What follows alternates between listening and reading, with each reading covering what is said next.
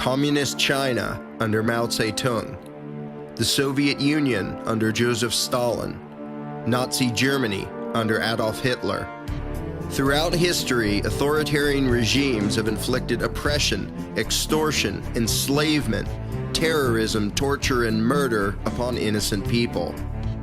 Many Americans firmly believe and confidently proclaim that such a thing could never happen in the United States. But is this just wishful thinking?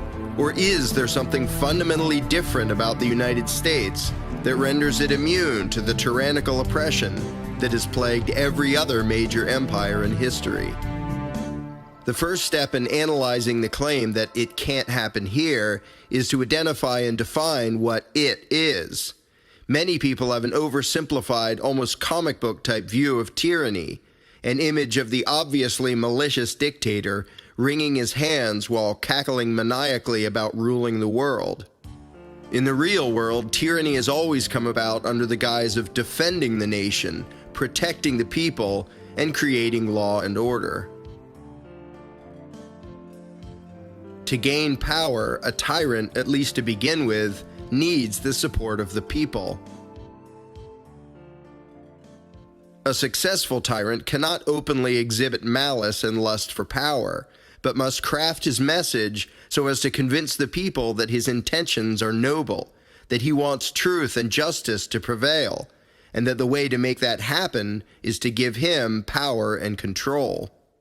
Authoritarian regimes grow by exploiting people's fears, worries about economic troubles, crime, foreign invaders, and so on, and convincing the people that the solution is for a political leader to be given total control so he can protect the people from the evils of the world.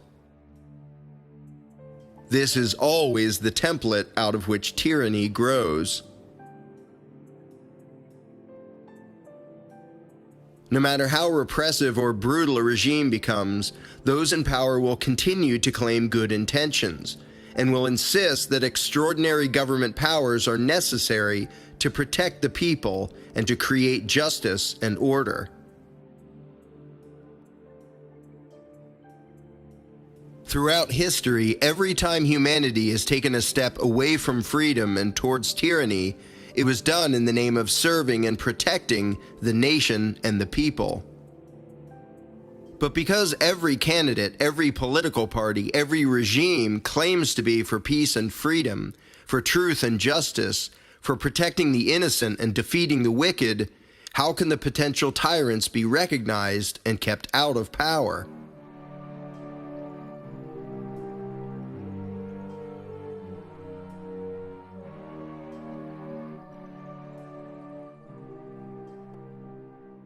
Every tyrant claims to have noble motives, insists that the people should trust him, and promises to use his power for good. Finding the truth, therefore, requires one to look past a politician's words and to focus instead on his actions. There are several basic philosophical principles which tyrants always seek to undermine and destroy. In any country, determining whether these principles are being respected or violated indicates whether that country is headed towards tyranny, or is already there. Historically speaking, it is a relatively new concept to suggest that there are limits to what rulers may do to their people. The Magna Carta 800 years ago expressed the radical idea that even the king should be subject to certain restrictions.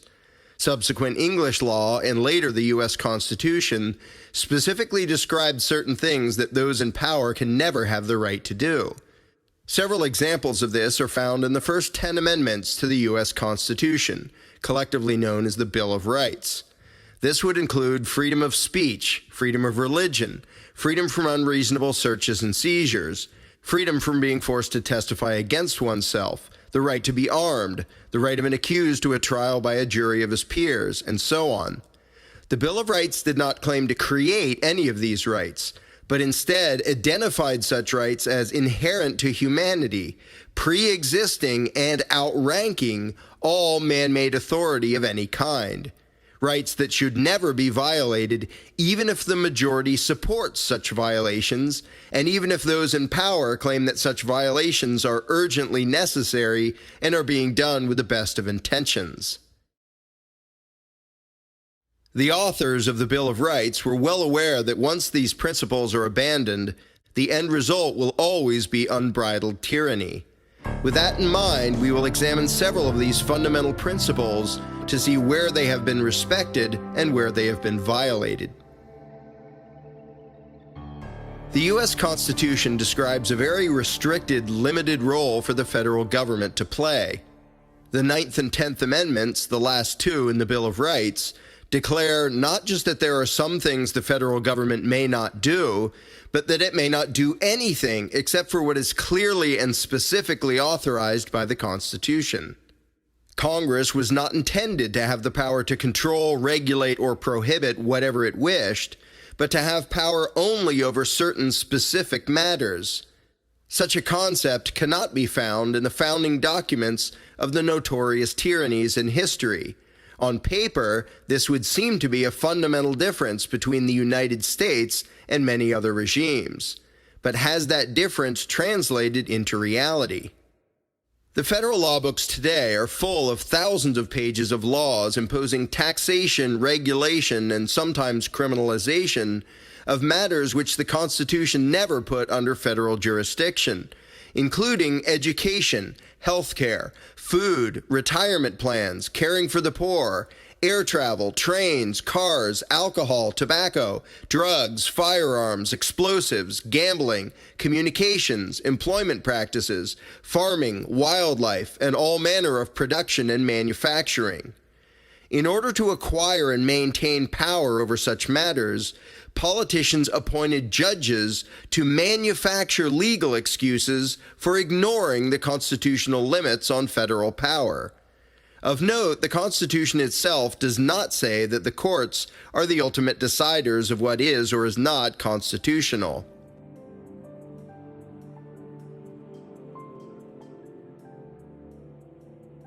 Nonetheless, shortly after the Constitution was written, the U.S. Supreme Court simply declared itself to be the ultimate judge of constitutionality. Since then, the federal courts have gradually whittled away at the concept of limited powers, fabricating justifications and rationalizations for violating the principle. One significant example occurred in 1942, when the Supreme Court ruled that Congress could regulate and control a farmer growing and consuming his own wheat on his own property under the Interstate Commerce Clause of the Constitution. The outrageous rationale was that the farmer growing and consuming his own wheat, though such activity is neither interstate nor is it commerce, might have an indirect impact on interstate commerce, because if the farmer had not grown his own wheat, he might have purchased wheat elsewhere, which might have traveled through interstate commerce if he had.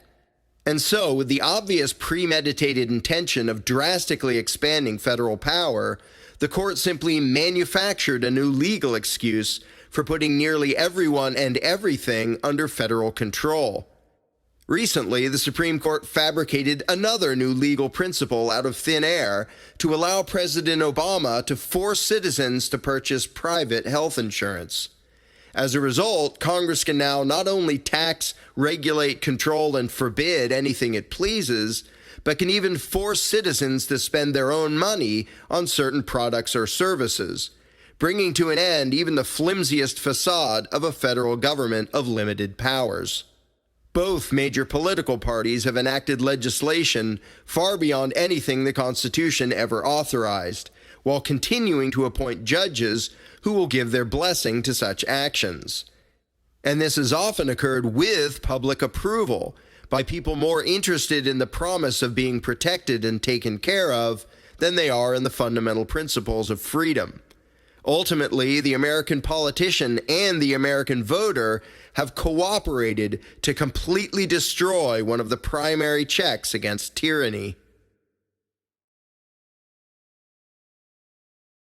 The next obstacle to tyranny to examine is the concept of due process, which dictates that when the state intends to take someone's property or freedom, it may not do so arbitrarily, but may do so only by way of the legislative process, providing individuals with an opportunity to challenge the claims and actions of the government at an open and fair hearing before a neutral judge. And in criminal cases, the government may not punish people based on mere accusations or suspicions, but must provide evidence sufficient to convince a jury of his peers beyond a reasonable doubt that the accused has violated the law. While the Fifth Amendment mentions the right to due process, merely having such words on paper does not necessarily mean the principle will be adhered to in the real world.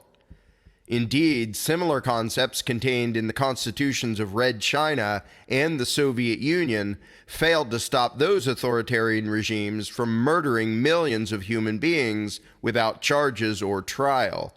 The Constitution of the Weimar Republic, the government of Germany preceding Hitler's rise to power, was very thorough regarding the concept of due process, saying, quote, "The rights of the individual are inviolable. Limitation or deprivation of individual liberty is admissible only if based on laws. Persons deprived of their liberty have to be notified at the next day on the latest by which authority and based on which reasons the deprivation of their liberty has been ordered. Immediately, they have to be given the opportunity to protest against the deprivation of liberty."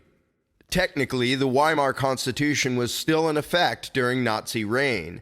However, Article 48 of that Constitution provided that, in cases of national emergency, the government could suspend nearly all civil rights, including the right to due process.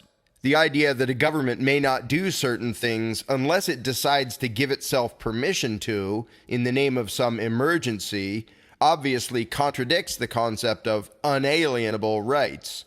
And though the U.S. Constitution does not authorize anyone to suspend the principle of due process, the U.S. government has spent decades fabricating excuses for circumventing and undermining the principle. The violations are not so blatant and drastic as those committed by the Soviet, Chinese, and Nazi governments, but are still significant. For example, by way of asset seizure laws relating to drug prohibition, federal and state governments in the U.S. now directly confiscate all sorts of property, cash, cars, boats, houses, and so on, that is merely alleged to be related to profits from the drug trade, without a warrant or court order, and without having to prove anything. In some cases, simply possessing a large enough amount of cash is, by itself, grounds for government agents to steal it, without the need for any trial, charges, warrant, or even any reasonable suspicion of criminal activity. Then there is the concept of eminent domain, whereby the government can simply take private property for its own uses. The government is required to provide just compensation for private property it takes, with the government deciding what counts as just, and until recently, private property could only be taken for public use, meaning government purposes. That changed in 2005 when the Supreme Court proclaimed that governments could take private property from one person and give it to another based solely on the likelihood that doing so might create jobs and increase the government's tax revenues. Now, any government, federal, state, or local, can forcibly take any piece of property from one person and give it to another on the claim that doing so might help the economy. One of the most widespread violations of due process can be seen in the U.S. criminal justice system. In the vast majority of cases where an individual is accused of a crime in the United States, there is no trial, no jury, no public hearing, no proof of guilt, no evidence presented, and therefore no opportunity to challenge or rebut the evidence. This complete denial of the right to a fair public trial by a jury of one's peers is done via a procedure known as plea bargaining. In short, the accused is told that if he confesses, his punishment will be less harsh than if he demands a trial. When faced with the potential expense, embarrassment, fear, stress, and pain involved with being prosecuted by a government with virtually unlimited resources, even many innocent defendants confess, relieving those in power of having to prove guilt. Concepts such as innocent until proven guilty, having one's day in court, the state having the burden of proof, the proof needing to be beyond a reasonable doubt, and the right of the accused to not testify against himself are all destroyed by threatening and intimidating a defendant into accepting a relatively lenient punishment for a crime which may never have happened. The underlying message is a very old one. Confess, whether falsely or truthfully, and your suffering shall be reduced. To make matters worse, all defendants who submit to such threats are also required to sign a statement saying that they weren't coerced into confessing. Many countries, recognizing that plea bargains amount to forced confessions, prohibit the practice. But in the United States, it is how the vast majority of criminal accusations are settled, without evidence, without a trial, without the government ever proving anything.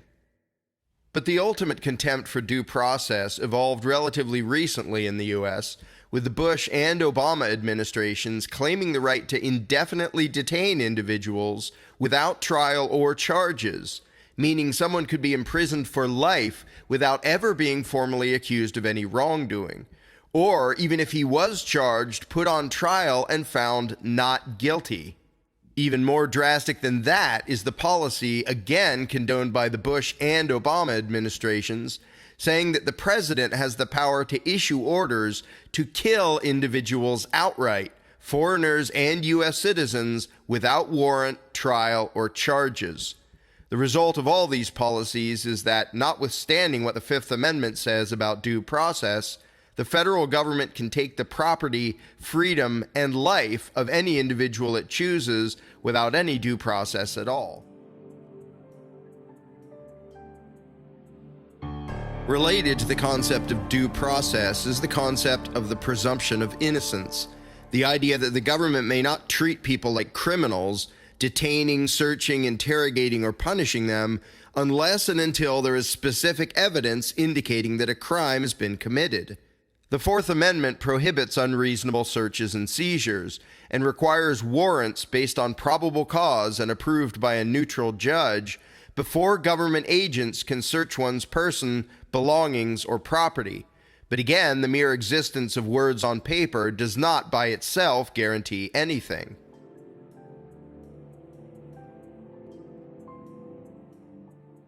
Tyranny is epitomized by the image of a Nazi, KGB, or Stasi agent stopping people at random, demanding to see their papers, questioning them about where they are going and what they are doing. In sharp contrast is the image of an American having the right to be left in peace, the right to remain silent, to refuse to answer questions, and to refuse to allow himself or his property to be searched without a warrant. However, that distinction is fading as those in power continue to invent new ways to circumvent and undermine the principle of presumption of innocence, under the guise of combating drugs, terrorism, and illegal immigration, among other things. For example, random traffic stops are now regularly performed at so-called border checkpoints that can be anywhere within 100 miles of the border. To stop drivers at random to ask if they are in the country illegally is, in principle, no different than stopping every driver to ask if he has robbed anyone, when there is no reason to suspect that he has. Because of the Fifth Amendment, even one who has committed a crime cannot be compelled to say so. As a result, the implication of random traffic stops is that guilty people need not admit it, while innocent people may be arrested for not professing their innocence, as has already happened with people who had committed no crime being violently assaulted and charged with resisting arrest or obstructing justice simply for not cooperating with warrantless, suspicionless detention and interrogation. At so-called sobriety checkpoints, every car is stopped, briefly searched from the outside, and the driver is asked if he has been drinking. Because such stops are usually brief and minimally intrusive, and are done in the name of combating drunk driving, many people accept or even praise the practice, despite it being an obvious violation of the Fourth and Fifth Amendments. The mentality is that if it stops one drunk driver, then it is worth it. But once the premise is accepted that presumption of innocence should be abandoned in the name of safety, what argument would remain, for example, against the idea that if it prevents one violent crime or one terrorist attack, then the police should be allowed to conduct random unannounced raids of private homes, without even a reason for suspicion. Every totalitarian police state has grown out of such a mindset. And the tactic of detaining and interrogating people at random is not limited to traffic stops. Americans have long since grown accustomed to being questioned and having their belongings rummaged through before boarding a plane. But since 9/11, 2001, anyone who wants to fly must now be subjected to an electronic strip search or a thorough physical pat-down, which in many jurisdictions fits the legal definition of sexual assault. This is the natural progression of things once a fundamental principle is abandoned. Many Americans now blithely accept being treated like criminals in the name of safety and security, being detained, interrogated, and searched without any reason to believe they have done anything wrong. And this now occurs not just at airports, but in certain housing projects, in parts of New York with the new stop and frisk policy, on the Houston bus system, and elsewhere. The response has been mixed, with some praising the tyrannical practice as a good way to reduce crime, and others objecting to the obvious violations of privacy and civil rights. Whether such practices will continue and expand depends largely on whether the people will tolerate it, which in turn depends upon whether the people understand and care about the basic principles of liberty. Some Americans who are still aware of their rights, when stopped and confronted by the police without cause, refuse to consent to a search or questioning, and instead ask, "Am I free to go or am I being detained? And if I am being detained, what is your probable cause to suspect that I have committed a crime?" Even doing this, no matter how politely, often results in open hostility from the police and condemnation and insults from other Americans who view such actions as the behavior of a criminal and troublemaker. This demonstrates the growing rift between, on the one hand, those who have accepted the authoritarian attitude that one should, without question or hesitation, cooperate with whatever someone in a uniform tells them to do, and on the other hand, those Americans who still understand and respect the fundamental principles of individual liberty.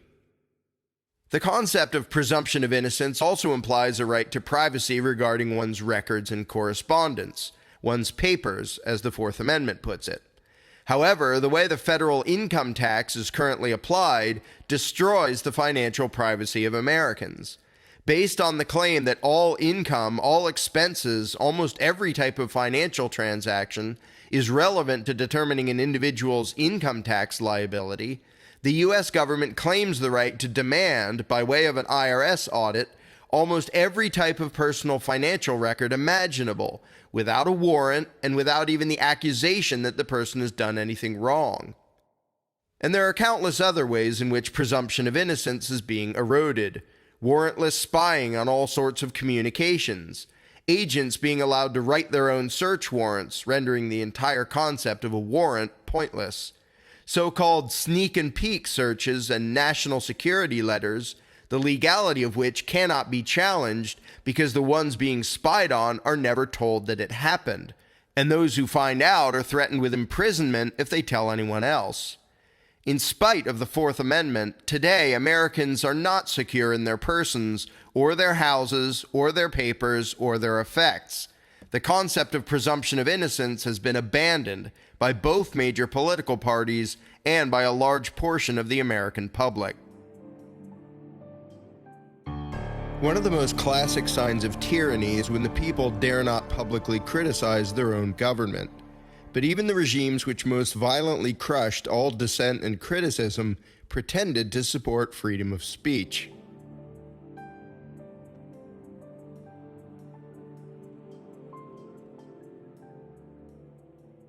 And the fact that the U.S. Constitution also mentions freedom of speech has not stopped those in power from trying to silence dissent, directly and indirectly.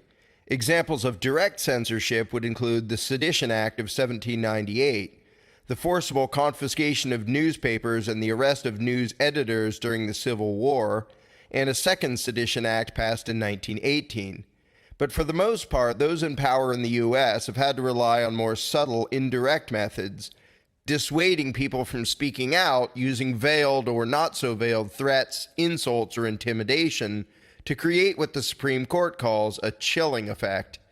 This can take different forms, such as the government demanding that dissident groups hand over a list of their members, which was ruled unconstitutional in 1958, or federal agents monitoring certain individuals or groups, openly or covertly, based upon their political beliefs, or keeping lists of those critical of government and characterizing them as potential terrorists, or stopping and questioning people based on what their bumper stickers or t-shirts say.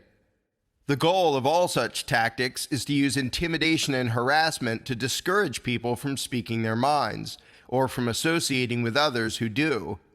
The recent demonization of all manner of groups, conservative and liberal, which have been critical of current government policies, and the herding of protesters into so-called free speech zones are further examples of indirect attempts to silence dissent. Another tactic that is not exactly censorship but has the same goal is those in power exerting undue influence over the media by giving preferential treatment and more access to news outlets sympathetic to the agenda of those in power, and using connections and influence to persuade news agencies to slant the news a certain way, or to downplay or simply ignore certain events and stories.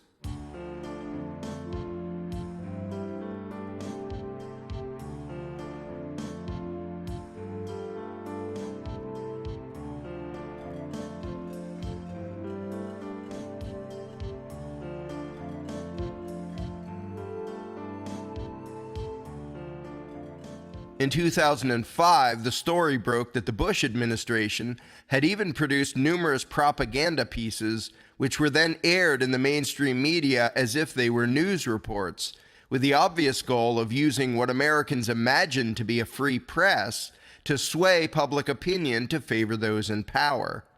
More recently, the federal government was caught having agents create numerous fake personas to use on social media websites in an attempt to discredit those critical of the government and create the appearance of a more pro-government public opinion.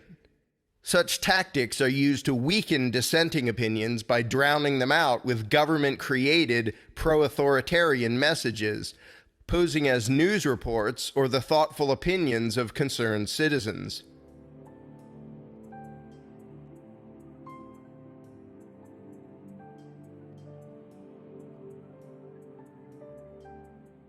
But despite such disinformation tactics and the attempt by those in power to publicly malign or denigrate any who oppose their agenda, for the most part, freedom of speech remains alive and well in the United States, especially in the alternative media, which now dominates the internet, which those in power have been unable to control. Unlike the philosophical principles of limited powers, due process, and presumption of innocence, the principle of freedom of speech is still understood and cherished by nearly all Americans. Dissent and protest is, in fact, becoming more and more widespread, despite government efforts to undermine it through spying, propaganda, vilification, and intimidation. Perhaps the most conspicuous difference between the U.S. Constitution and the constitutions of other countries is found in the Second Amendment, which describes the inherent right of the people to be armed. During the founding of the country, Federalists and Anti-Federalists alike openly opined that the people should always remain armed, not merely to defend against common criminals or foreign invaders, but to retain the ability to forcibly resist their own government.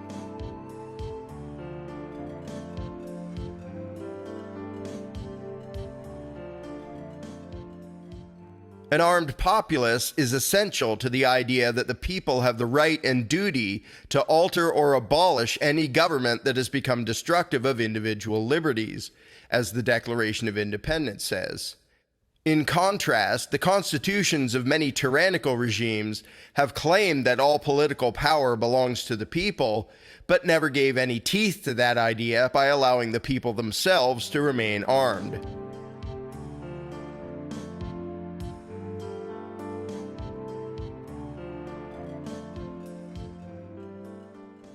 Most regimes claim a monopoly on the use of force, asserting that the police and military exist to protect the people, without mentioning the fact that, historically, what the people have most often needed protection from has been their own government.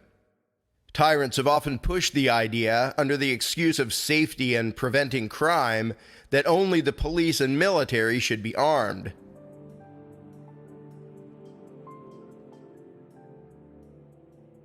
In retrospect, their motivation becomes clear.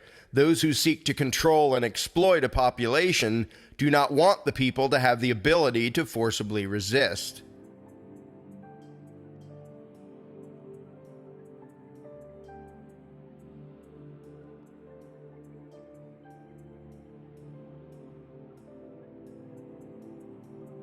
For decades, some American politicians have exhibited a similar attitude.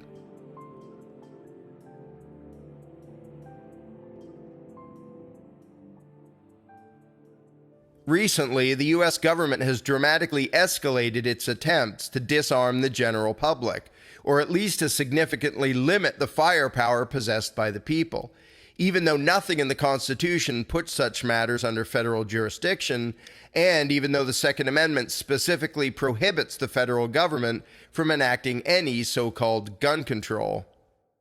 Twice, near Ruby Ridge, Idaho in 1992 and near Waco, Texas in 1993, the U.S. government has carried out what can only be described as violent paramilitary assaults against private citizens in their own homes, not because anyone had been threatened or harmed, but only because someone was alleged to be in possession of certain guns or gun parts which the federal government had declared to be illegal.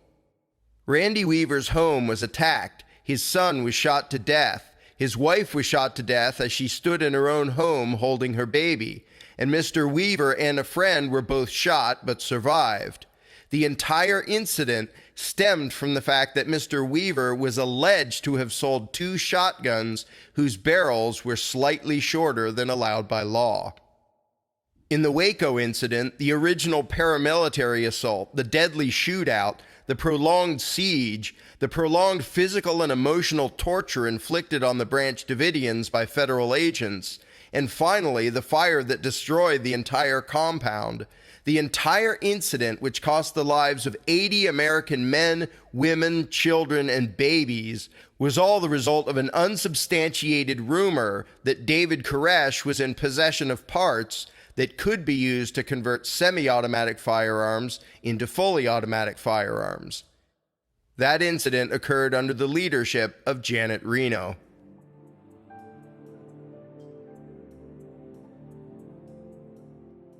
With some exceptions, in the U.S., private ownership of fully automatic machine guns and various explosives has been illegal for many decades.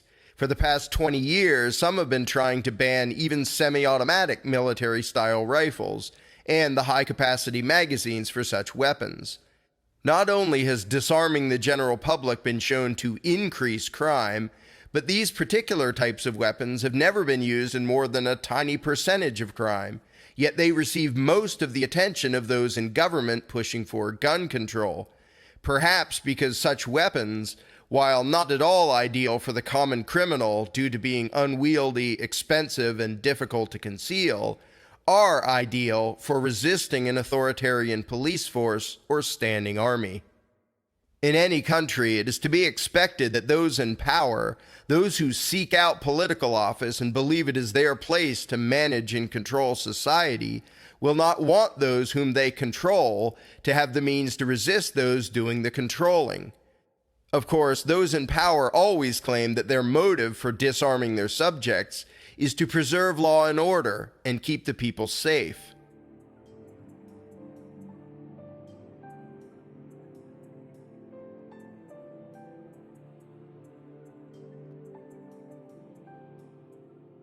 Despite the many examples of brutal oppression which have historically followed public disarmament, those currently in power in the U.S. have managed to convince a large percentage of Americans to enthusiastically demand that they themselves be disarmed.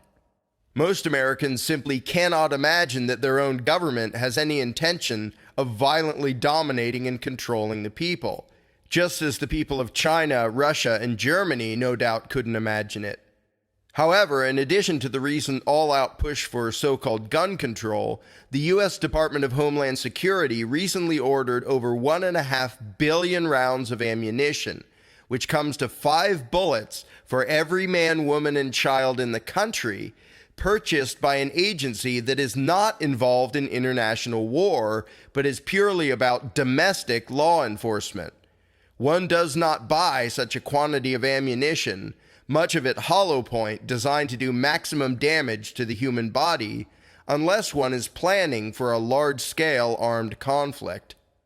Add to that the gradual militarization of many local and state police forces, several thousand armored vehicles ordered by Homeland Security, and, perhaps most shockingly, the admission by the top law enforcement official in the country under the Obama administration that he believes that it would be both legal and justifiable not just to kill foreigners abroad, not just to kill U.S. citizens abroad, as has already occurred, but to kill U.S. citizens on U.S. soil without charge or trial if the president decides they are a threat to government. In recent years, various flyers and memos from state and federal law enforcement agencies have surfaced showing what those in power consider to be signs that someone might be a threat. Things such as asking for the legal authority for a traffic stop, making frequent references to the Constitution or constitutional rights, concerns about loss of liberty and expanding government power, and particularly concerns about violations of the right of the people to keep and bear arms. In other words, anyone who is aware of the fundamental principles which prevent tyranny and who is concerned about the violation of those principles is, in the eyes of some in power, a potential terrorist. If at any point any group of Americans decides to resist any one of the numerous infringements on their unalienable rights going on today, as the Declaration of Independence says is their right and duty, the government can simply declare the resistors to be enemy combatants, which, according to those now in power, would justify murdering the resistors outright without charges and without a trial. Under every tyrannical regime, every new violation of civil rights was committed in the name of law. Any who disobeyed were deemed criminals, and any who forcibly resisted were called rebels, insurgents, or terrorists. Using this template, tyrants have inflicted one act of aggression after another against the people, and then violently crushed any opposition or resistance that arose in the name of enforcing the law, preventing crime, and keeping order. Every law, every regulation, every policy of every government is imposed upon the people via armed enforcers. So when those in power seek to legislatively violate the fundamental principles of individual liberty, in the end, the only real guard against tyranny is the ability of the people to forcibly resist their own government. In 1776 and today, that ability relies mainly upon one thing: firearms. Despite decades of trying, U.S. politicians have, so far, failed to disarm the American people. Even the recent full-blown nationwide campaign of emotionalism and fear-mongering designed to scare the people into tolerating or even demanding public disarmament has only resulted in record numbers of firearm and ammunition sales. Those who seek dominion over others always claim that they need the power in order to protect and serve the people. Indeed, the most horrific examples of man's inhumanity to man have been done in the name of the people and the common good. The preamble of the Constitution of what became the most murderous regime in history states that the Chinese people have often fought, quote, for democracy and freedom, and that after Mao's communist revolution, quote, the Chinese people took state power into their own hands and became masters of the country. Every tyrannical regime pretends to represent the very people it oppresses. The Constitution of the USSR asserted that it was the job of the Soviet government to, quote, ensure the maintenance of law and order and safeguard the interests of society and the rights and freedoms of citizens. If there is one commonality among all tyrants, Mao, Stalin, Lenin, Hitler, Mussolini, Pol Pot, and countless others, it is the collectivist philosophy, the idea that it is justifiable and even noble to sacrifice the rights of the individual in the name of serving some greater good.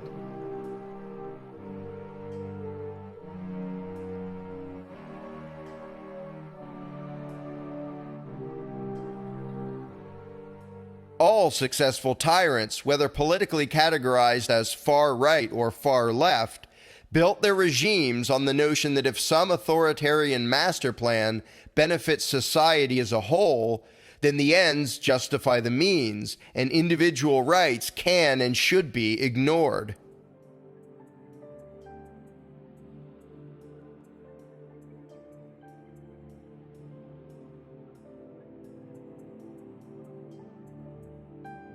This idea is the antithesis of the concept of unalienable rights and individual freedom.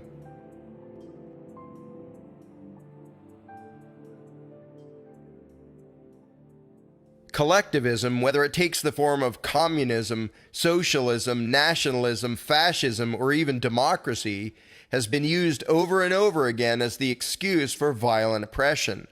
And over again, people have fallen for collectivist ideas because on the surface they sound altruistic and noble. An individual can feel good about giving up some of what is his to benefit his neighbor, his community, or his country, to be part of something greater than himself. But there is a fundamental difference between, on the one hand, someone voluntarily choosing to help his fellow man and to cooperate for mutual benefit, and on the other hand, having the state force individuals into doing whatever those in power say is for the common good. The former is the basis of a civil society. The latter is always the basis for tyranny.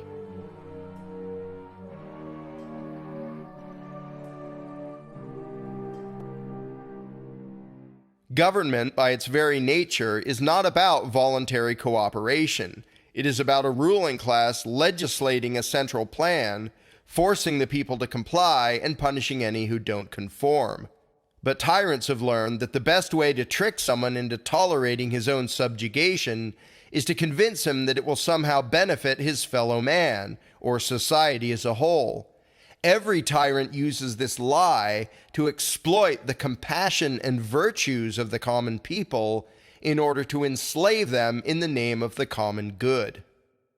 At the founding of the United States, there was a fundamentally different idea, the idea that the only legitimate purpose of government is to protect and defend the rights of individuals.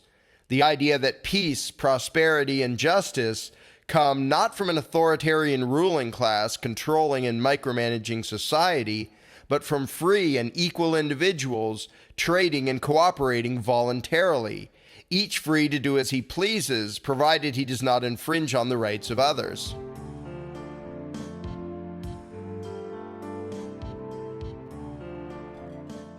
In fact, all of the principles which prevent tyranny are merely extensions of the idea that every human being has a right to live, to be free, and to pursue his own happiness in whatever way he sees fit, and that the good of society is best served by recognizing and respecting the human rights of every individual.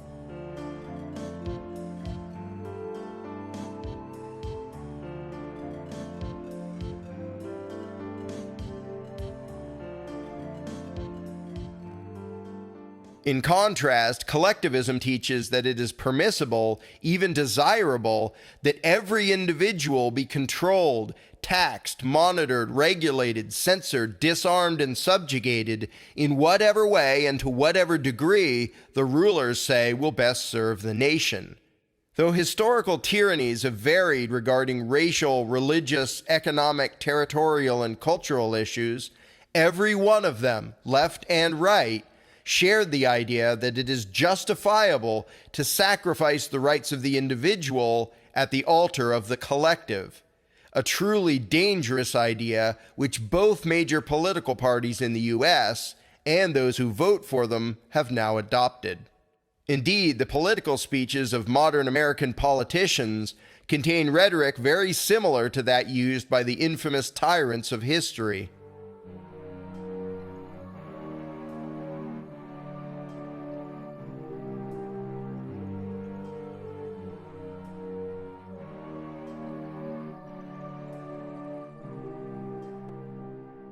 To a large degree, America has abandoned the idea of unalienable rights and individual liberty, and has embraced instead the philosophy of tyrants, collectivism. Today, the Jeffersonian view of unalienable individual rights is a completely foreign concept to most Americans.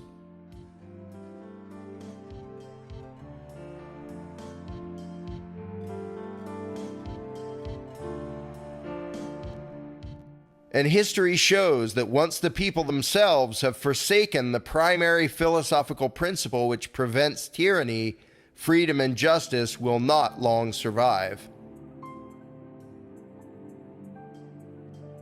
Every tyrant tells his subjects that if they will just give up their freedom in favor of authoritarian power, then he can protect them from all the dangers and uncertainties of life, including economic troubles, crime, and especially foreign enemies.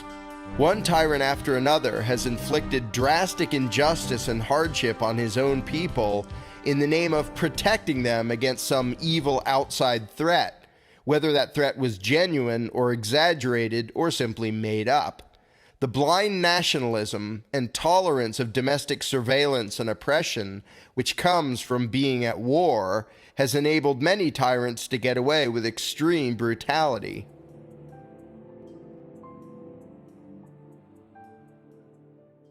The latest excuse for perpetual war is to spread democracy around the world. But regardless of the exact excuse, once the fear-mongering and war propaganda is in full gear, most dare not resist with words or actions, for fear of being perceived as traitors or cowards, or even worse, sympathizers with the enemy.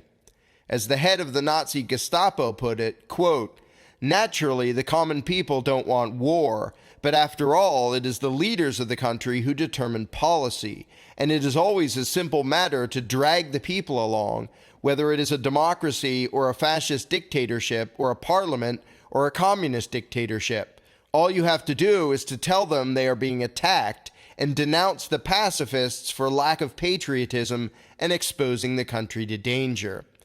This tactic has been effective for many centuries, exploiting the natural pack mentality of human beings.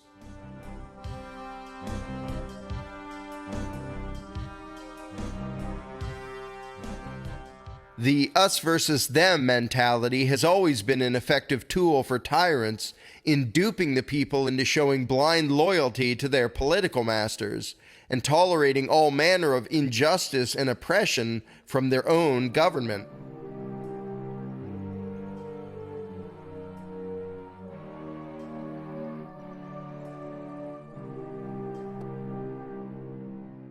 And rather than waiting around to be attacked, tyrants will instigate violent conflicts while playing the part of the innocent victim in order to use foreign war as an excuse for domestic tyranny. Even Plato described this tactic 2,000 years ago.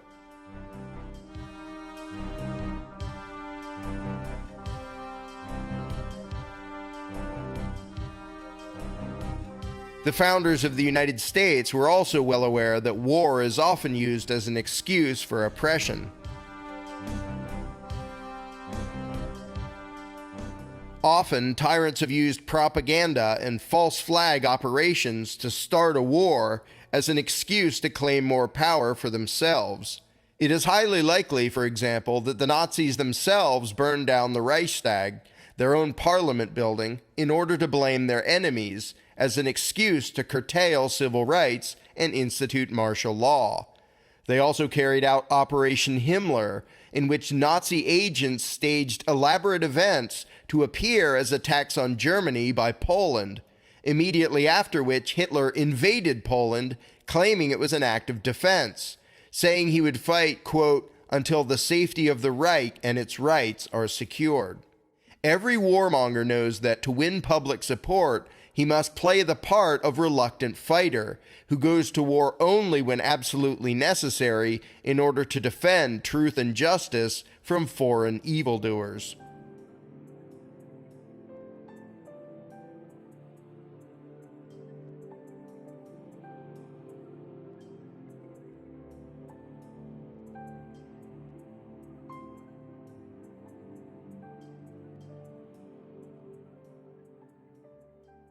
Such rhetoric works simply because people never want to imagine that their own leaders are malicious warmongers who would intentionally cause unnecessary suffering and death, and this leaves the people very receptive to the propaganda fed to them by their own governments.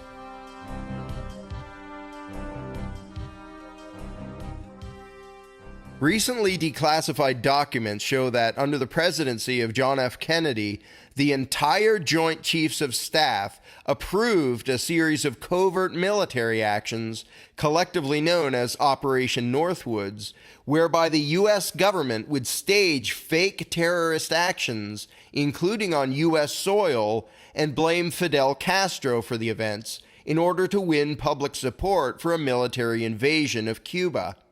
The documents went into detail describing plans to attack U.S. military ships, stage mock hijackings or the shooting down of civilian airliners, and so on. While this particular operation was not carried out, the documents give a clear view of the deceptive warmongering mentality of some of the highest officials in the United States military and government, who plan to commit false flag terrorist actions in order to deceive the American public into demanding war. While the documents clearly proving this are publicly available, few Americans know about it, and the mainstream American media has given the matter only brief mention, allowing most Americans to comfortably but mistakenly assume that their government would never engage in the types of deception, propaganda, emotional manipulation, false flag terrorism, and warmongering that so many other regimes have been known to engage in. So how are people to tell the difference between honest leaders fighting against real threats and would-be tyrants using deception and public fear to empower themselves and enslave the people? The answer is quite simple. If those in power seek to preserve the fundamental principles of liberty, they can probably be trusted. But if their solution is to sacrifice and violate those principles, then they are tyrants, no matter what excuses or rationalizations they try to hide behind.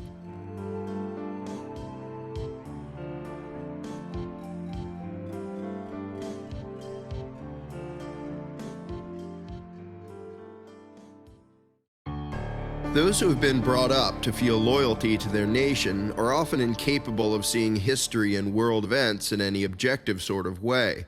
For example, most Americans view the prolonged bombing of London by the German Luftwaffe during World War II, with its 40,000 civilian deaths, as a cowardly, heinous atrocity, but view the nuclear annihilation of Nagasaki and Hiroshima by the U.S. military as righteous acts of defense, despite the latter killing 4 times as many civilians as the former, and about 70 times the number killed on 9/11/2001. The victors write the history books, and every empire reports events in the light most favorable to itself. Facts or events that do not serve the positive image of the regime are downplayed, distorted, or simply ignored. Few Americans are aware of the horrible devastation, with over 20,000 civilians killed, from the tactically pointless firebombing of Dresden in 1945 by U.S. and British air forces, or the firebombing of Tokyo in the same year, which killed upwards of 100,000 civilians. In every country, children are taught that their nation is great and noble and that their leaders are courageous and virtuous. State propaganda always seeks to muddle together the concepts of love of one's country on the one hand and blind loyalty to the nation's ruling class on the other. This tends to make the people passive, subservient, and easily controlled by those in power, and makes people use an extreme double standard when judging the morality of government actions. During the Vietnam War, Americans who spoke out against sending young men off to fight and die, and even those who protested outright atrocities committed by U.S. troops, such as occurred at My Lai, were often accused by other Americans of hating America, as if the noble and patriotic thing to do during a time of national conflict is to turn a blind eye to any evil done by one's own countrymen. As a more recent example of the nationalistic love it or leave it mentality, many Americans view Bradley Manning as a traitor for leaking evidence of U.S. troops committing murder. And when images surfaced of American soldiers openly delighting in the torturing and suffering of helpless prisoners, and when the details of the torture committed at the behest of the U.S. government in the Extraordinary Rendition program became widely known, many Americans in government and out downplayed the findings or tried to justify and excuse them. Almost without fail, those same Americans vehemently condemn as barbaric and unforgivable torture committed by other regimes. People around the world have, all too often, shown more loyalty to a particular flag than to morality and justice. Nationalistic bias can also be seen in the fact that all American schoolchildren have heard the name Adolf Hitler and associate it with evil and tyranny, but many know nothing about Mao Zedong or Joseph Stalin, each of whom headed regimes which murdered far more people than Hitler's Third Reich. The difference is that the U.S. government had open alliances, military or economic, with Mao and Stalin, but not with Hitler. Even though Stalin was an ally of Hitler at the start of World War II, after he later switched sides, the American media and the U.S. government began characterizing the second worst mass murderer in history as Uncle Joe Stalin, because it didn't serve those in Washington to have the American people seeing their new ally as the murderous dictator he was, or knowing about the heinous atrocities committed by his armies.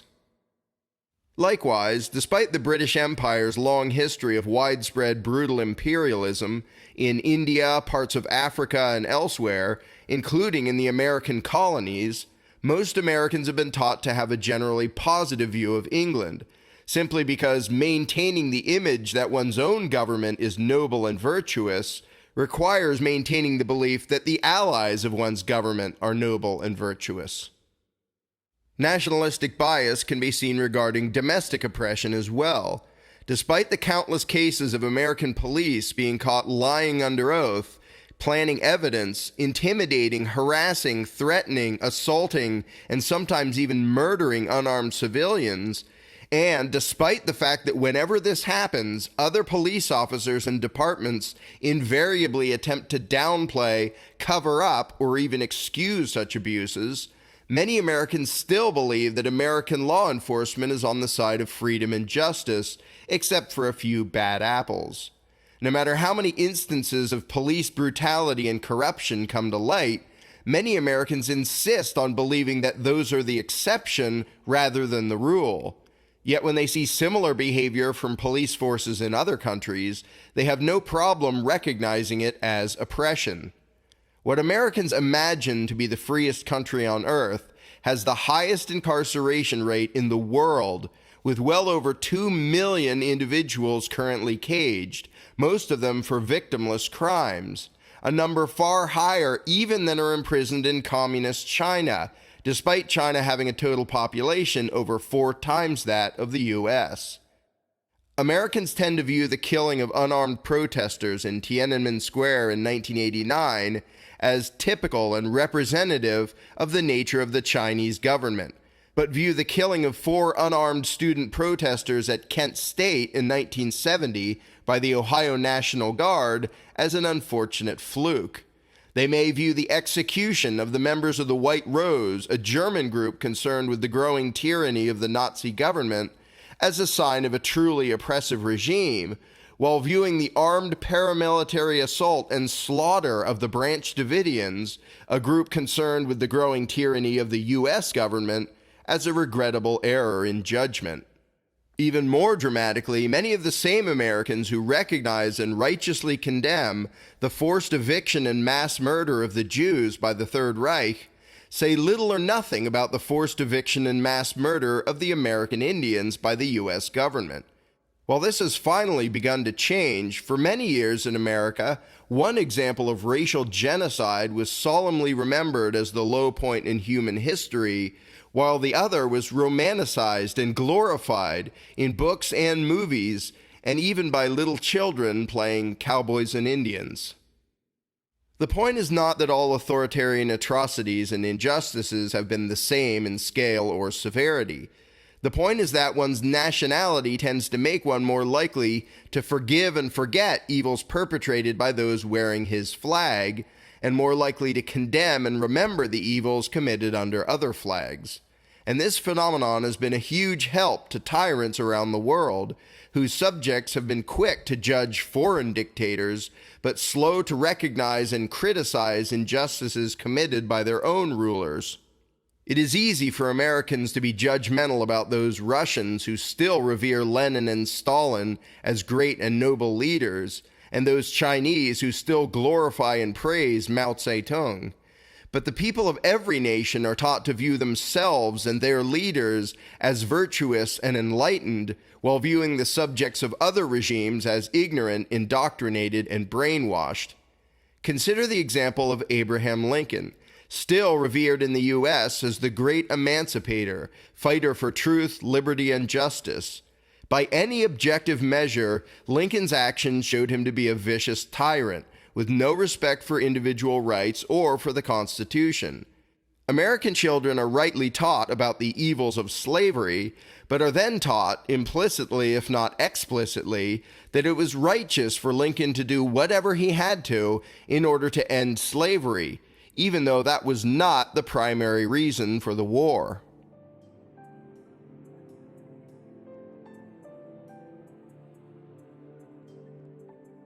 Tyrants throughout history have used the narrow, simplistic, good guys versus bad guys mindset to imply that if one's enemy is evil, then whatever one has to do to fight that enemy must be justified. And in the name of saving the Union, Lincoln violated every fundamental principle of liberty and justice.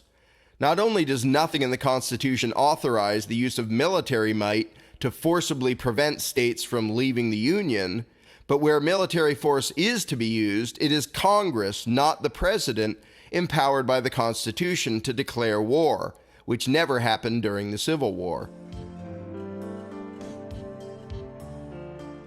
Furthermore, under the Constitution, only Congress may appropriate funds for military actions.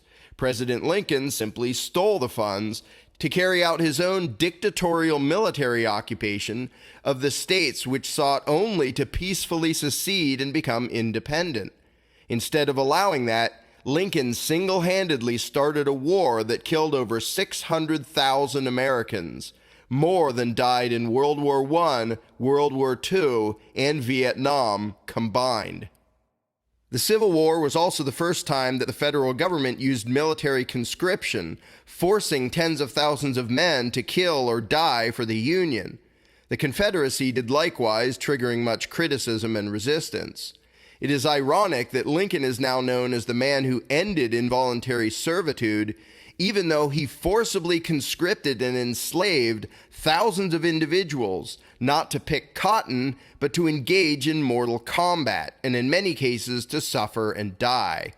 This set the precedent that the government may enslave people as unwilling mercenaries whenever it wishes, which it has done on several occasions since then, a practice as antithetical to individual liberty as any could possibly be.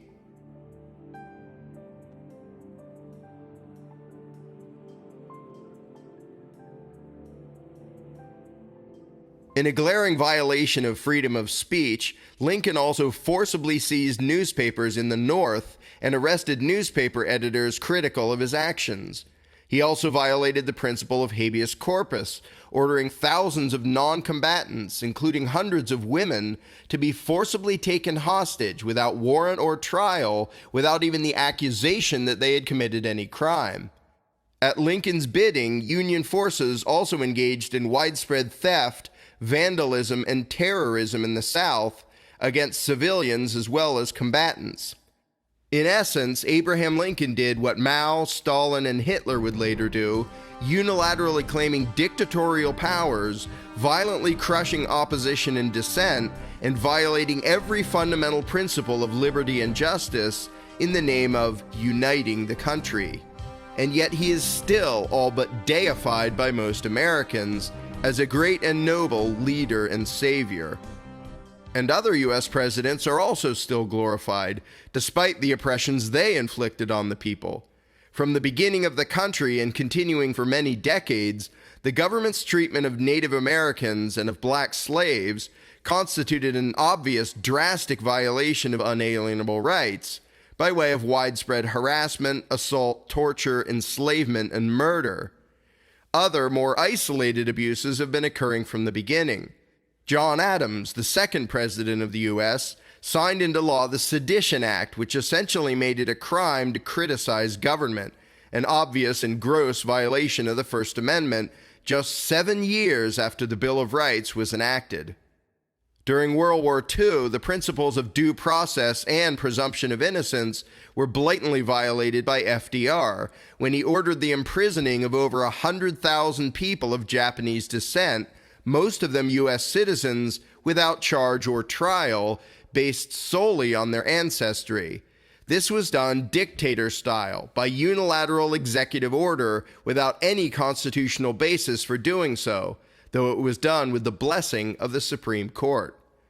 Concerning the concept of limited federal powers, both FDR and LBJ, in the name of the New Deal and the Great Society, demolished the concept of a limited government, expanding federal control into the fields of education, transportation, healthcare, retirement, and welfare, among others, matters which the Constitution never put under federal jurisdiction. Indeed, the presidents who have done the most to destroy the principles of liberty are the ones most usually praised and adored today, and seen as great progressive leaders. As a result, nearly all of the principles described in the Bill of Rights are now violated every day in every state in the Union. Concerning the right of the people to be armed, perhaps the most glaring violation occurred relatively recently, when in New Orleans, in the wake of Hurricane Katrina, police and military went door to door, forcibly disarming innocent civilians, without warrant, without probable cause, without anything in the Constitution authorizing such actions. Despite all of these examples and countless others that could be given, Americans still refer to the U.S. as a free country. All evidence to the contrary, no matter how overt or appalling, is usually dismissed either under the excuse that those were just isolated, unfortunate exceptions, or even more commonly under the excuse that other regimes have been even more vicious and brutal. While quite true, resorting to such an argument amounts to conceding that America is not free, while arguing it should nonetheless be unconditionally praised and never characterized as oppressive or tyrannical, based solely on the fact that other empires have been worse. In this way, legitimate objection and dissent is squelched through shaming or intimidation by other Americans who believe that pointing out genuine injustice and tyranny in one's own country is unpatriotic, if not traitorous.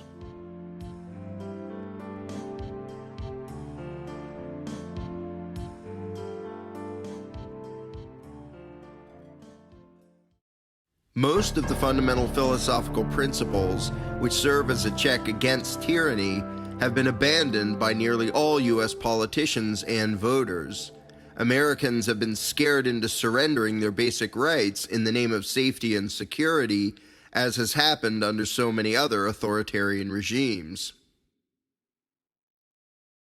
The threat of war, terrorism, crime, poverty, and economic troubles have been used by America's political elite just as they have been used by foreign tyrants to intimidate the people into tolerating, and in many cases demanding, a level of government power and control that has virtually no limits. Many Americans now openly beg for government control of nearly everything without even realizing it, because they have grown ignorant and have become convinced that more power for the rulers means more security for the people, the lie on which all tyrannies are based. Being unaware of the fundamental principles of freedom and their importance, most Americans have willingly, eagerly given them up to whatever politician promised to protect them and take care of them. The progression of the United States empire, with its ever-expanding government power and ever-contracting individual freedom, is following the same general path that every tyrannical regime in history has. In terms of economics, the U.S. is less free than Hong Kong, Australia, Switzerland, and Canada, among others. While quantitating overall freedom is very difficult, most attempts to do so rank the United States in 10th place or lower and headed down. Every government puts out propaganda telling the people that they are free, that their country is the best, and that a strong government means a strong country. In reality, government power is always inversely proportional to individual freedom. Despite wishful thinking to the contrary, it can happen here. It already did happen here. It continues to happen here, and the situation is only getting worse. If America was ever special and different, it is no more, because the mentality and philosophy of the American people is no longer different. The perpetual bickering for handouts from the rulers, individuals and groups all begging for state power to be used to serve their interests at the expense of someone else, each clamoring for collectivist programs and benefits for themselves and more restrictions and punishments for others.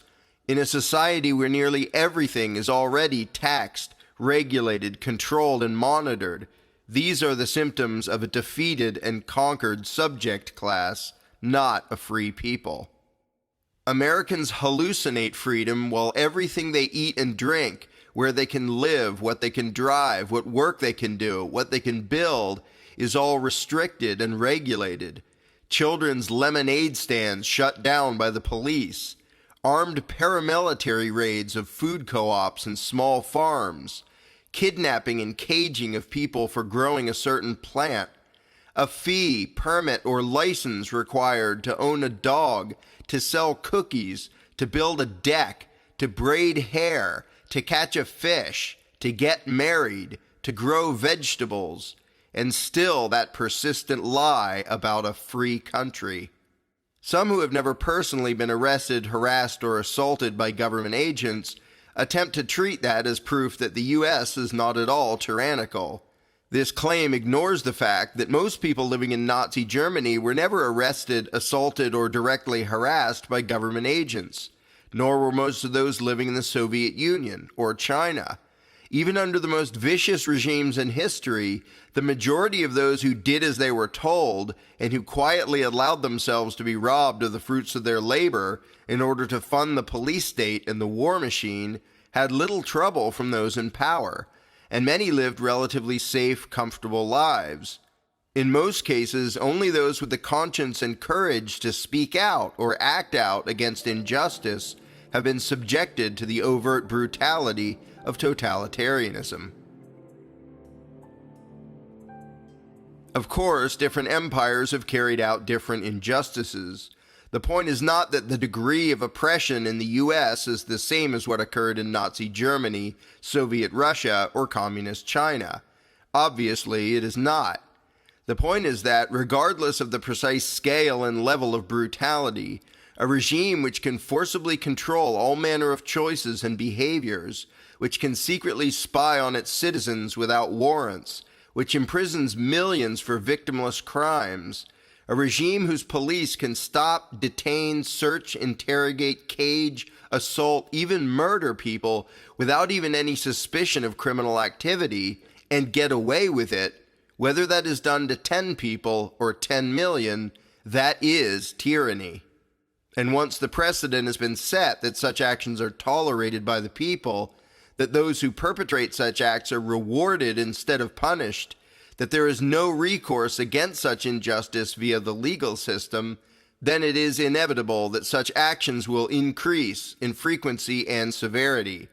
The degree of violence and brutality which the U.S. government inflicts upon the American people may be less than that of other authoritarian regimes, but the fundamental nature of the empire is the same, because the basic philosophical principles that prevent tyranny have been forsaken and forgotten by those in power and even by most of the victims of state extortion and oppression. If history is any indication, the brutality and violence of the empire will continue to increase unless and until the people choose to stop it.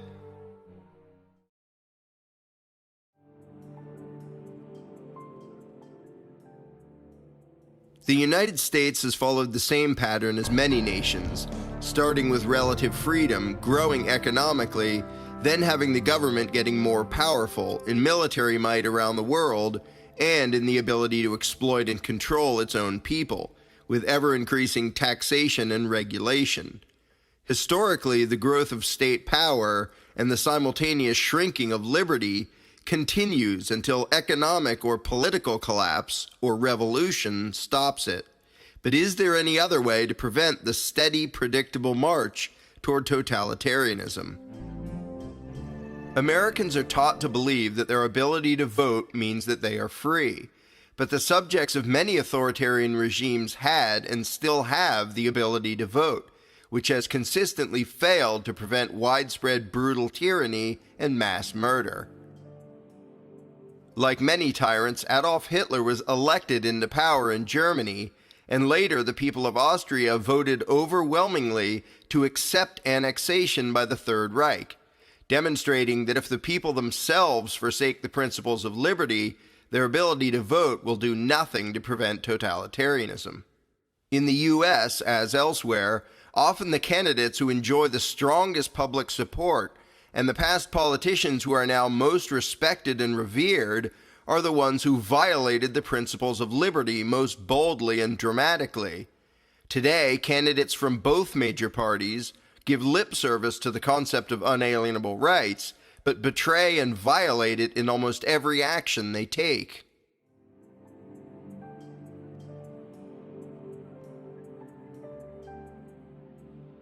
Americans may scoff at the facade of democracy that existed in the Soviet Union, because the right to vote is obviously meaningless when there's only one party on the ballot.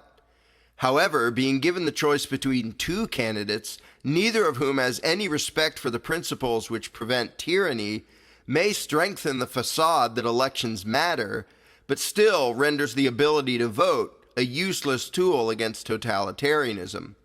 The only presidential candidate for decades who showed true loyalty to the basic principles of liberty was openly hated, scorned, ridiculed, vilified, slandered, and suppressed by both major parties, by the entire political establishment, and by the mainstream media.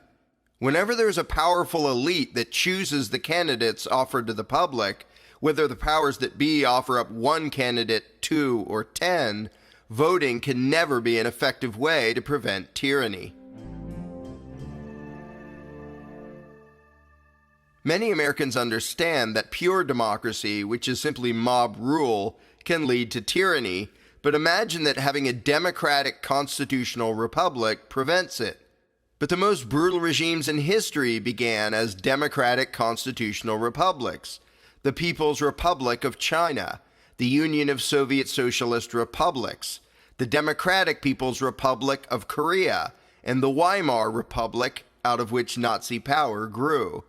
Without a firm adherence to the fundamental principles of liberty, the particular structure of the ruling class does nothing to prevent widespread oppression and injustice. Indeed, the degree of oppression in the American colonies under the rule of a king was, in terms of taxation, regulation, intrusion, and interference, far less than what is now done to the American people by their own supposedly limited, democratically chosen, constitutional Republican form of government. The country which was designed to have the most limited pro-liberty government ever, because it has abandoned most of the fundamental principles of freedom, has become the most powerful authoritarian empire in history, with the biggest standing army, the biggest taxing machine, and the most intrusive regulatory system in the world, all things the Constitution was supposed to prevent, making it plain that having a constitution, allowing elections, and having a republican form of government does not prevent tyranny. Many believe that the only proper, civilized way to combat tyranny is through political action, by getting involved in the process, campaigning, running for office, supporting this or that candidate or party. However, the track record of such political action warding off oppression and tyranny has been a dismal failure, largely because tyranny, at least at first, nearly always has the support of a well-intentioned but deceived and misinformed public. Whenever a majority falls for the promises of some new would-be ruler, pitching state power and control under the guise of the pleasant-sounding collectivist philosophy, the inevitable result cannot be avoided by having the minority playing the game of electoral politics.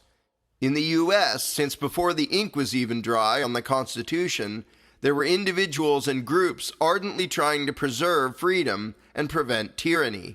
Even the Constitution itself was a victory for those preferring more centralized government control, and a defeat for the anti-federalists who voiced concern that the principles of individual liberty were already in danger.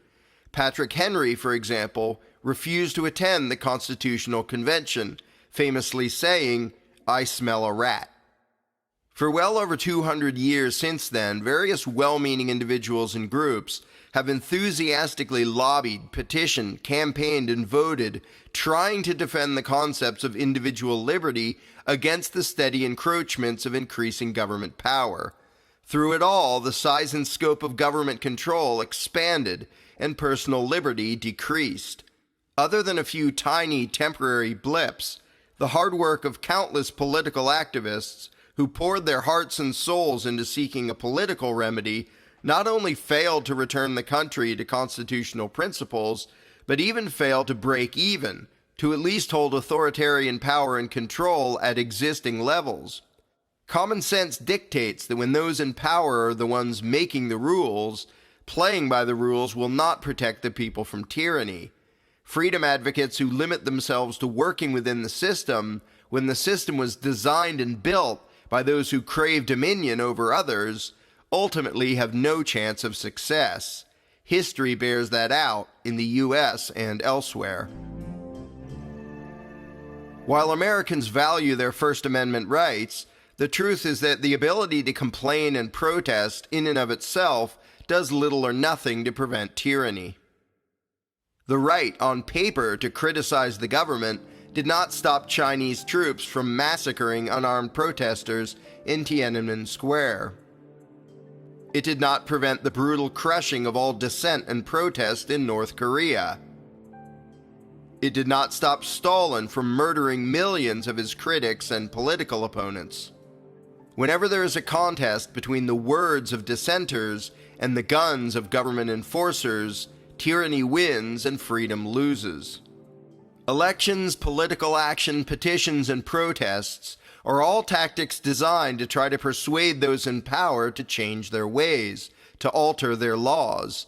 All such tactics, everything that can be done within the realm of politics, amounts to asking nicely for those with power to show mercy and restraint, and to grant their legislative permission for the people to be free. But tyrants have never been swayed by polite requests for justice and mercy. Indeed, through all of history, little or nothing has been accomplished by those who have begged for justice and appealed to the consciences of those in power. Even those making the most well-reasoned, heartfelt pleas were, at best, simply ignored, and at worst, murdered. No tyrannical regime has ever been ended by people politely asking for justice. In short, the only thing that has ever prevented tyranny has been outright disobedience and resistance.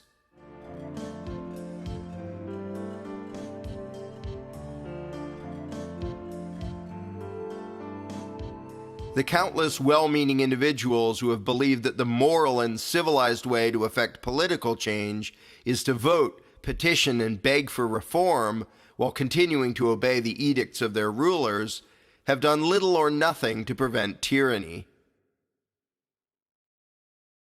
History shows all too clearly that only those capable of contemplating direct disobedience and resistance against their own government have ever actually prevented or ended tyranny.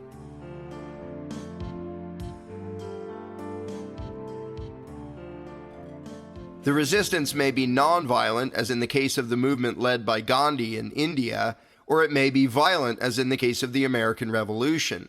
And the methods of disobedience and resistance may vary. For example, the injustice of legally enforced slavery in the United States was undone largely by the Underground Railroad and by jurors refusing to convict defendants prosecuted under fugitive slave laws. But ultimately, because any injustice can be enacted as law, the only thing that has ever prevented tyranny, or even slowed it down significantly, is a people willing to disobey those who wear the label of authority. The subjects of every authoritarian empire are taught that if one disagrees with the law or believes the government's actions to be unjust, the proper civilized response is to obey authority and comply with the law, while humbly asking those in power to change the law. But such an attitude is in direct opposition to the sentiment expressed in the Declaration of Independence, that when any government becomes a violator rather than a protector of individual liberty, the people have the right and the duty to alter or abolish that government. Despite the pride many people feel at being law-abiding citizens, the truth is that only those willing to directly combat injustices done in the name of authority and law have ever been an impediment to the would-be tyrants of the world.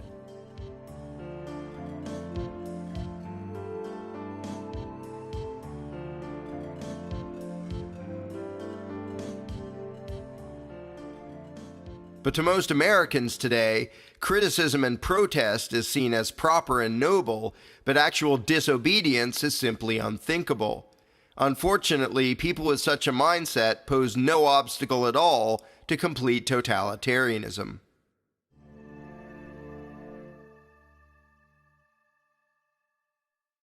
Some hope for liberty and some spirit of resistance is now coming from a seemingly unlikely source: government enforcers. A number of U.S. soldiers and law enforcers have pledged not to participate in disarming the American people, in detaining people without charges, or in other violations of individual rights. Members of the U.S. military all pledge an oath not to serve the politicians, but to protect and defend the Constitution from all enemies, foreign and domestic. Recently, more and more men and women in uniform have been taking that oath seriously. Needless to say, the quickest and least destructive way for a tyrannical agenda to be ended is for the government's own enforcers to refuse to inflict injustice upon the people. But if that does not occur, if the state's enforcers will follow orders without question, then freedom will only survive if the people have not only the will to disobey, but the means to forcibly resist state aggression. Because every government uses force against the disobedient, that leaves the people with only four choices: submit and obey, be caged or killed, run and hide, or forcibly resist. The last of which can be done successfully only if the people possess the weaponry needed to combat the violence of the state. It was with that in mind that the Second Amendment was penned.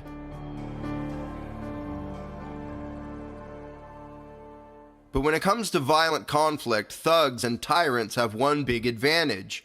Those who crave power and dominion have no qualms about using violence to impose their will upon others, while peaceful, moral people tend to hesitate to use physical force, even in righteous self-defense. The pages of history books are full of examples of decent people passively cooperating with tyranny, reluctant to even engage in non-violent civil disobedience, much less forcible resistance, and paying for their tolerance, endurance, and patience with their lives. The only people who have ever defeated tyrants are those who were able and willing to disobey the masters. Most of the large-scale injustices of history were inflicted upon people who, for the most part, did not resist, because they had been taught to value obedience to authority above liberty and justice. Only a people with a fundamentally different attitude and mindset should expect a different outcome.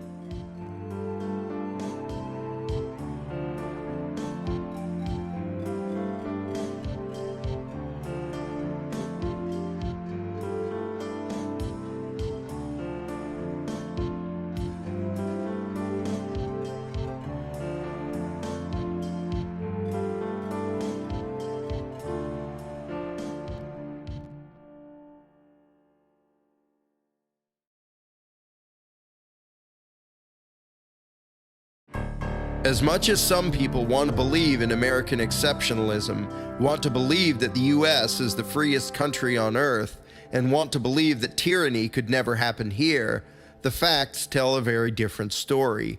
The very principles and ideas that prevent tyranny have long since been abandoned and are now ridiculed and hated by nearly everyone in power and by nearly all American voters. Tyranny cannot be forced on a people that understands and believes in individual liberty. Instead, in almost every case, tyranny has been enacted with the blessing and support of the people. Tyrants who rise to power usually do so surrounded by cheering, excited, adoring masses, not because people are malicious or evil, but simply because they are ignorant of history and ignorant of philosophy, and as a result, easily seduced by the empty promises of authoritarian collectivism. Modern Americans are no different. Imagining themselves to be thinking and informed, they are following the same path that so many other empires have followed, the path to subservience, oppression, and ruin. And usually those who follow that path do not see the path they are on until they reach its end. Avoiding that fate cannot be accomplished by tinkering around the edges of a fundamentally authoritarian, collectivist regime. Even most voters recognize that all they are doing is trying to choose the lesser of two evils, yet they dare not do anything else, because the spirit of resistance, the love of real freedom, the respect for unalienable rights has been trained out of the hearts and minds of most Americans. Relative comfort and prosperity has rendered most Americans passive and docile, unwilling and unable to risk what they have to actively resist the injustices they see, when they see them at all.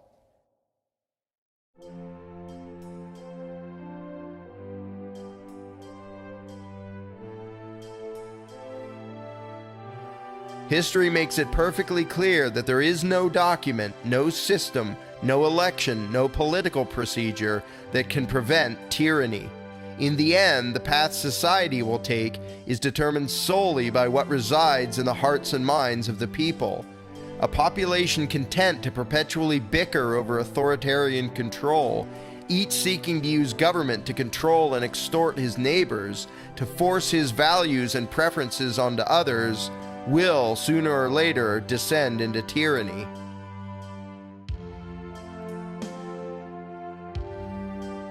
Only a population which understands and loves the concepts of self-ownership and self-determination, only a population that yearns for a world of equals, interacting voluntarily, with no masters and no slaves, with an unflinching and uncompromising loyalty to the principle of individual liberty, can ever know true peace, justice, and freedom.